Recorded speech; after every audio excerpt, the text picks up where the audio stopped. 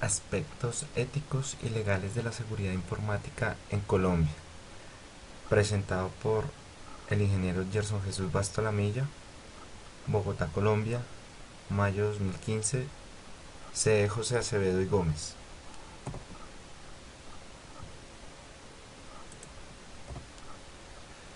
Bueno, antes de entrar a hablar de aspectos legales y éticos de seguridad informática, debemos primero determinar y definir ciertos aspectos.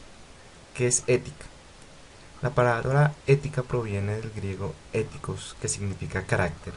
Se trata del estudio de la moral y del accionar humano para promover los comportamientos deseables.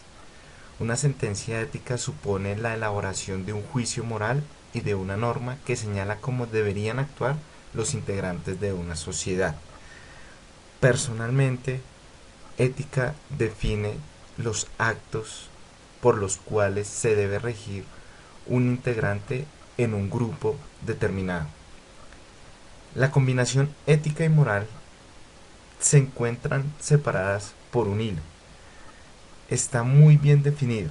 La moral son todos los comportamientos, costumbres, normas de cultura en general del ser humano. La ética es la ciencia de todas esas normas. Esto provee a crear confusión y crear que los dos términos se basan en el estudio del diario vivir del ser humano, aunque tienen el mismo eje. Es decir, la ética y la moral, aunque apuntan a comportamientos y apuntan al cumplimiento de normas, están bien definidos y bien separados al tratarse de las ciencias que estudian todas las normas y como tal la moral, el comportamiento del ser. Valores. La relación que existe entre los valores y la ética radica en que la ética, en su contraste estudio del comportamiento del ser humano, se encuentra que los valores son un conjunto de criterios que buscan en cierta medida el perfeccionamiento del ser humano en cuanto a su esencia. Es decir, los valores es el conjunto de, de normas que permiten al ser humano avanzar hacia un perfeccionamiento de su estado y una mejor esencia ante la sociedad. ¿Qué es ética profesional? Para definir este término es necesario comprender lo anteriormente planteado. La profesión o profesional hace énfasis a la especialización de estudios dedicados que realiza el ser humano en un campo específico. Cabe dejar claro que el término de profesión o profesional no solo se cede para aquellas personas que hacen estudios universitarios, que se embarcan en un contexto artístico, en un contexto particular, sino también en los entornos empíricos. Es decir, ética profesional es llevar una labor, ejecutarla de la mejor manera posible, cumpliendo una normatividad y buscando el perfeccionamiento del ser humano. Como consecuencia del no cumplimiento de la ética, es allí donde ya se ven implícitos el incumplimiento y la generación de delitos. Para nuestro caso puntual, los delitos informáticos. Como delitos informáticos más comunes tenemos en primera instancia la denegación de servicios distribuida. Esto es uno de los ataques más comunes hacia las organizaciones, el cual consiste en generar por parte de diferentes réplicas de equipos muchas peticiones a un servidor de la organización con el fin de provocar un cese de su actividad, un cese de la operación y caídas en el rendimiento, caídas del sistema. Es decir, muchas solicitudes al mismo tiempo con el fin de generar bloqueos y caídas en los sistemas. Otro de los delitos más comunes que se pueden presentar en las organizaciones es el hacking. Es una consecuencia determinada por varios ataques. El ataque lo que busca es administrar el sistema de forma ilegal con fines distintos a los que inicialmente están planteados. Es decir, lo que busca es infiltrarse en los sistemas como administrador con el fin de divulgar información, con el fin de generar bloqueos, con el fin de robar credenciales de autenticación, de generar usuarios ficticios y pues prácticamente lo que más apunta es a destruir la información de la organización. Otro de los delitos más comunes en las organizaciones es el robo de datos personales. Este delito consiste en crear diferentes estrategias en línea que permitan que los usuarios suministren los datos personales sin saber que están siendo robados, que están siendo hurtados por un atacante, por una persona que va a utilizar estos datos con fines nada buenos, con fines de destruir, y como tal el énfasis o el delito al cual en el cual consiste el robo de datos personales es hackear, es robar, es como tal obtener información de forma ilegal. Ataque de fuerza bruta. Este delito consiste en recuperar de alguna forma, con diferentes estrategias, herramientas, llegar a descubrir las contraseñas y los usuarios. Es decir, generar en los sistemas diferentes herramientas que me permitan obtener de forma ilegal la información, las llaves de acceso a algún sistema, servidor o servicio.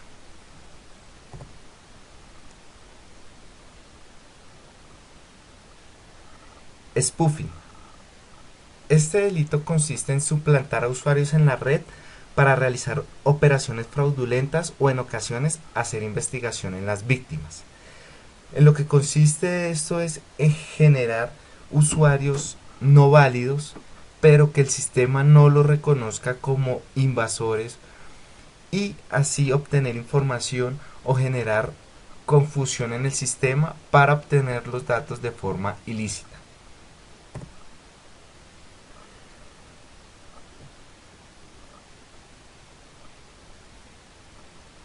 Tampering.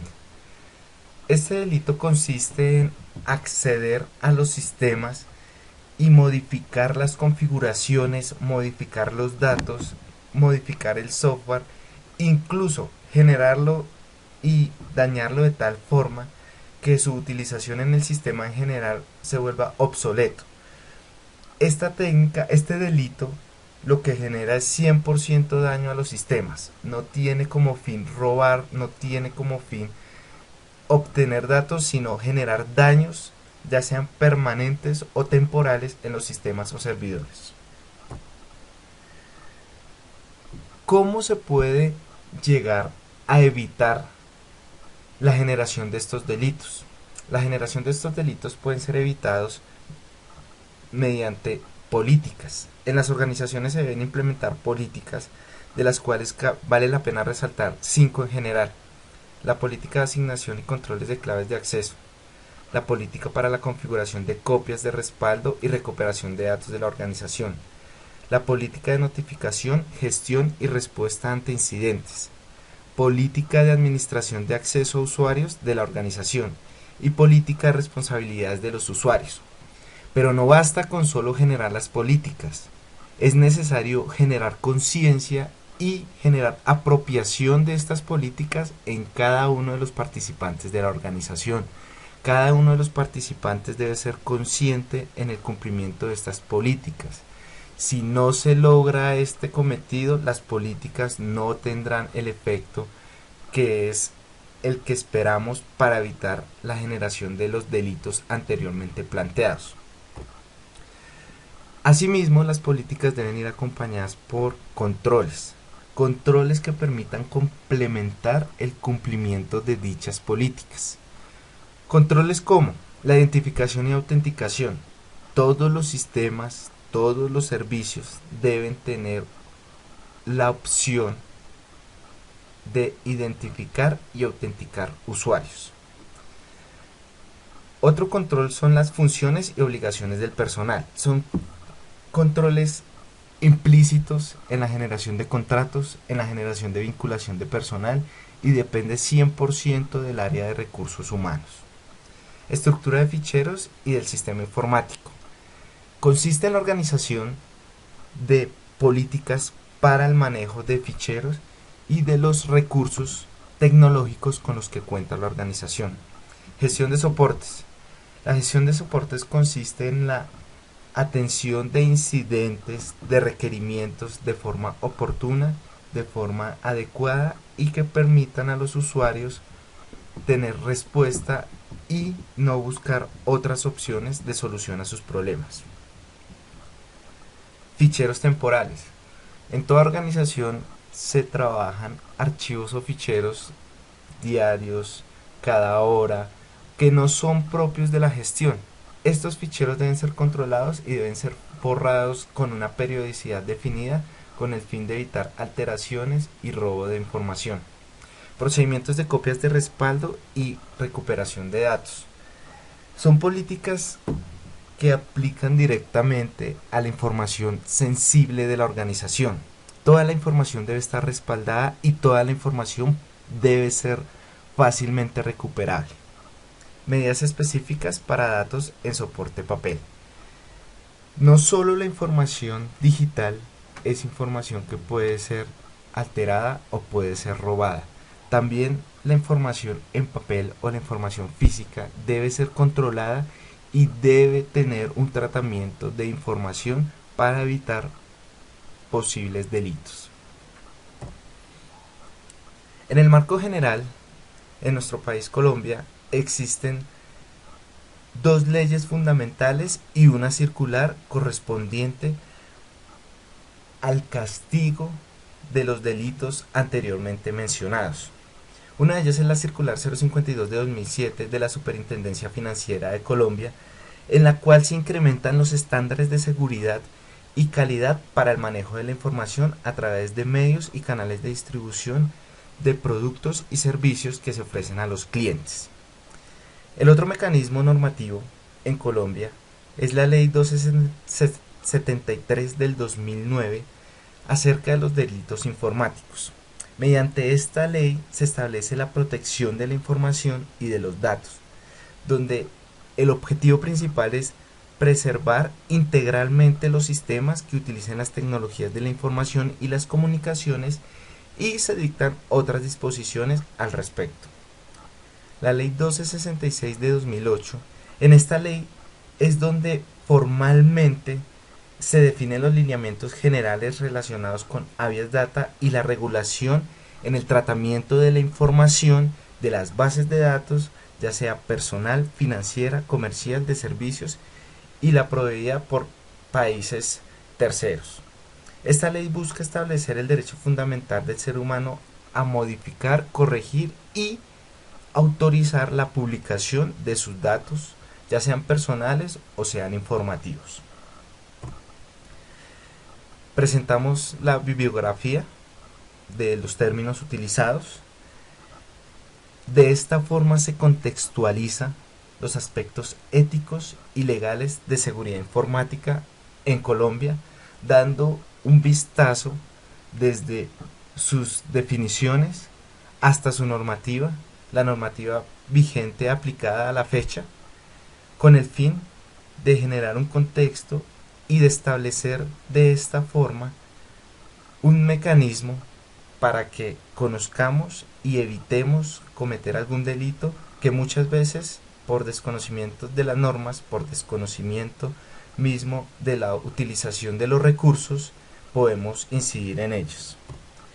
Muchas gracias, espero sea un aporte importante para su formación.